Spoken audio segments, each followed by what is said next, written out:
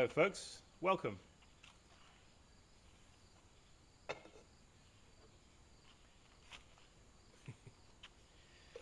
I've got my garlic pot here, and inside my pot I've got some garlic.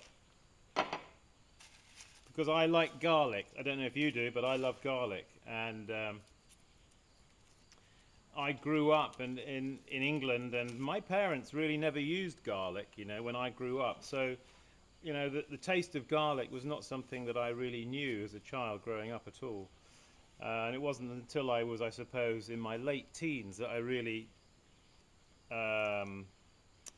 tasted garlic for the first time. And of course I've loved it ever since.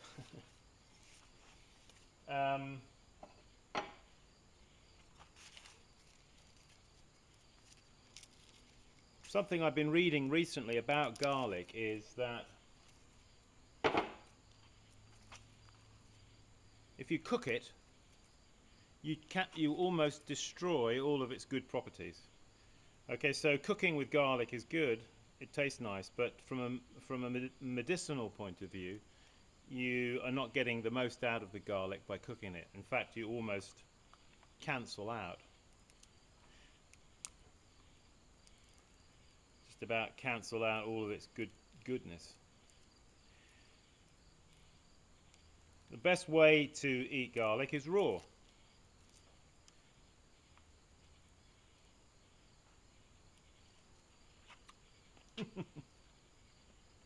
I do eat garlic raw sometimes, actually. It's kind of strong, but you have to eat it with some bread or something. This is a little dish that my brother John made, and I know you've seen these before, but if you take the little dish and take the garlic and rub it across the grooves in the center of the dish, you see how the garlic becomes like a paste almost. Now if you take that paste and put it to your tongue, it's really strong. Very, very strong. And something I learnt about garlic is there are two compounds that garlic contains, and it's important with garlic to crush it or to rub it like that in a small dish to bring out these two compounds so they mix together. And when they're mixed together, that's when the magic occurs, and that's when garlic becomes so good for you and so medicinal. Good for blood pressure, regulating blood pressure. Good for antifungal. It's an antifungal. It's an antiseptic. It has so many marvelous properties. So if you're going to use garlic, use it raw and rub it. Don't cut it. If you cut it, you don't get that combination of the two properties that mix together to produce a substance called allicin. Okay, so with that in mind, you see, we're potters, but as potters we need to be concerned about food as well, don't we? At least I think so. Now I'm making, you see here, it looks like a GP bowl, doesn't it? And it is a GP bowl of sorts. Hang on, let me come round this side a minute, and I can use the chalk. But anyway, you see, this is a bowl. In fact, at home at Lower Down, I remember there being, I think it belonged to my grandfather actually. There was a GP bowl, and I'm going to make one. Well, we're going to make one together. But there was a GP bowl there that on the inside of the bowl there was no glaze. Instead, there were lots and lots of grooves going down, down, down, right down to the bottom on the inside of the bowl. And inside the bowl there was a wooden pestle like this. And it was a special kind of bowl where you would put garlic and other herbs, and then you would use this wooden pestle on the inside of the bowl, going around and around, you see, and that would then crush the garlic, rub it against the side, mix the herbs, and then you put your salad inside the bowl, your lettuce, your spinach, your whatever you want for your salad, you put inside the bowl, and all of these things mixed together with the fresh juices of this freshly crushed and rubbed herbs all together. So that's what I want to make. So let's do that. As I say, I'm just using 2 pounds of clay. You can make them bigger, but that was just a starter. I've already made one. So let's just bring the camera in a touch closer.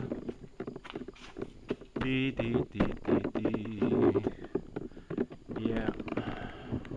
Ooh, I like talking about food, don't you? Makes you feel hungry, doesn't it? Alright, so there's...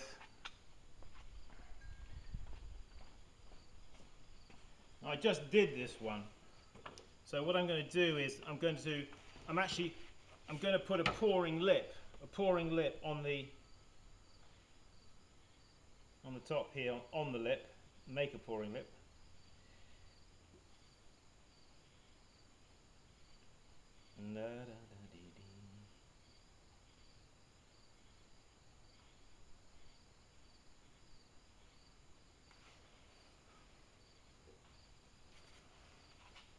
Okay.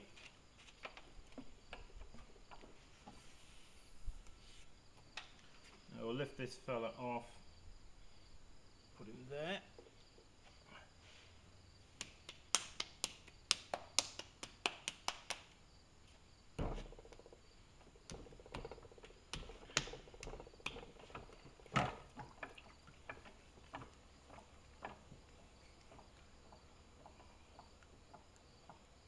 This is actually made a little bit taller than a usual GP bowl, because when you're using the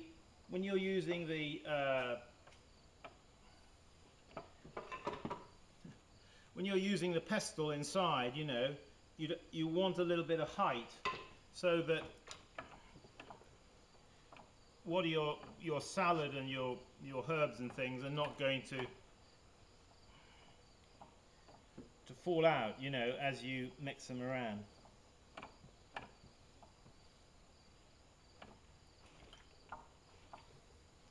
What are we going to call this? Maybe we'll call it a herb bowl.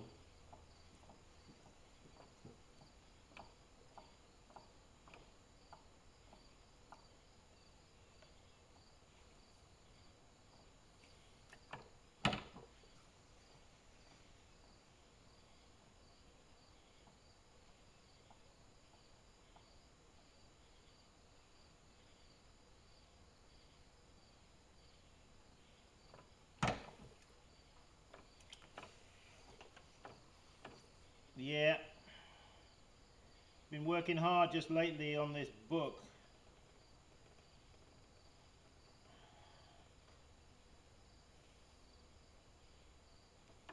A lot of revisions to do and editing, etc. I tell you, it's a lot easier making video clips.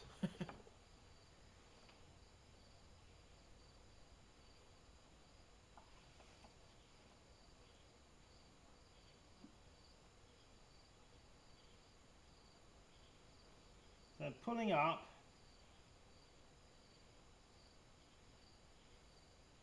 Now I'm going to roll the rim.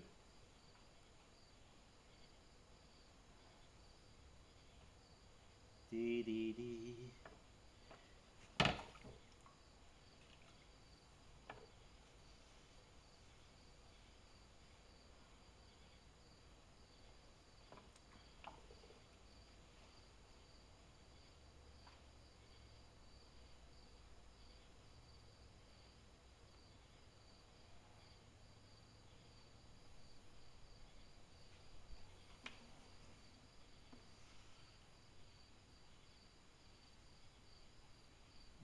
bubble there.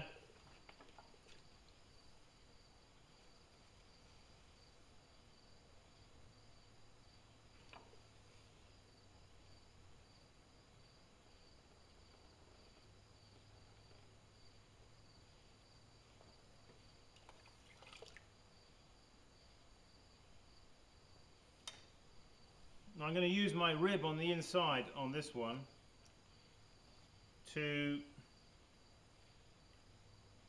and I'm going to use the rib on the inside with my fingers on the outside, you see, like that, which is going to, it's important to use the rib opposite your fingers, you see. And the reason I'm using the rib is because I want a smooth inside on this.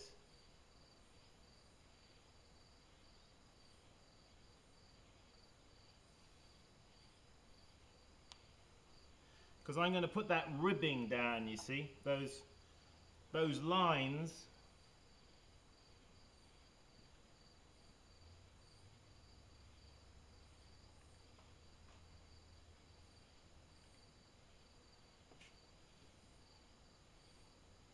So I don't want any furrows or throwing ribs.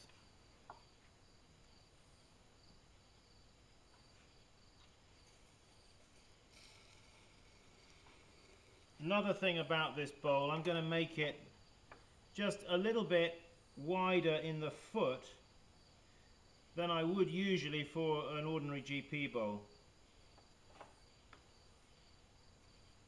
And that's going to give the bowl a little bit more stability as I use it as a... I'm really using the bowl like a mortar, you see.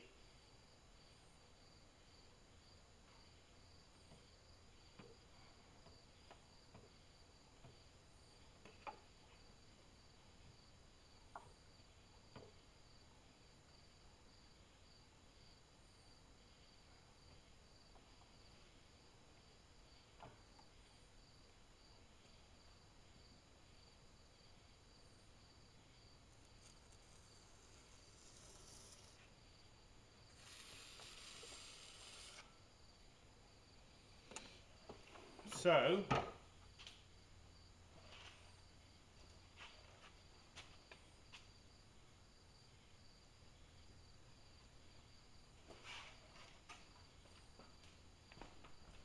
how's it looking?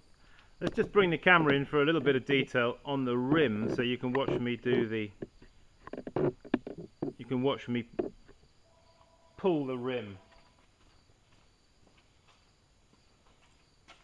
Telephone's ringing.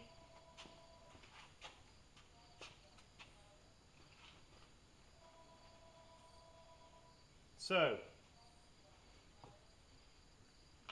what I'm going to do is I'm going to use two fingers and the thumb and index finger of my left hand and my index finger of my right hand, and these fingers here really hold back the rest of the rim while this finger stretches out the clay of the lip.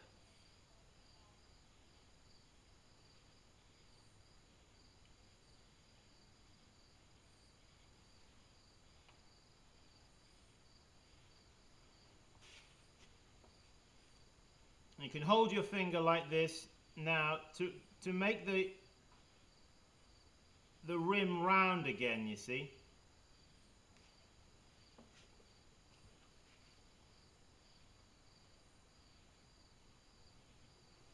To maintain the integrity of the roundness.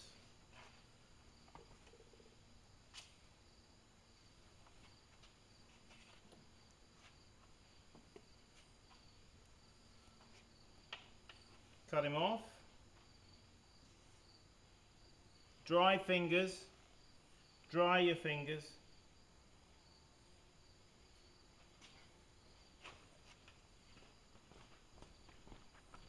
Let's pull back the camera now. Now you see me do that. put it down there next to the other one.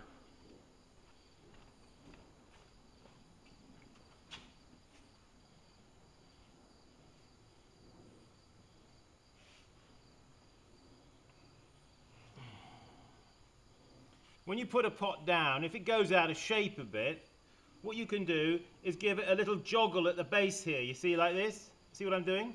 Give it a little shake, because the clay has a memory, and if you give it a little shake, it'll go back into shape. You see? Don't push it at the rim here. Don't try and reshape it at the top. Give it a little joggle at the base. Little vibrate like that, and it'll find itself going round again.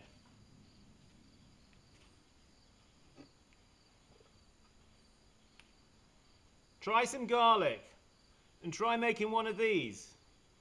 Later, when they're a little bit harder, I will take an instrument to make these scratches all the way on the inside of these bowls.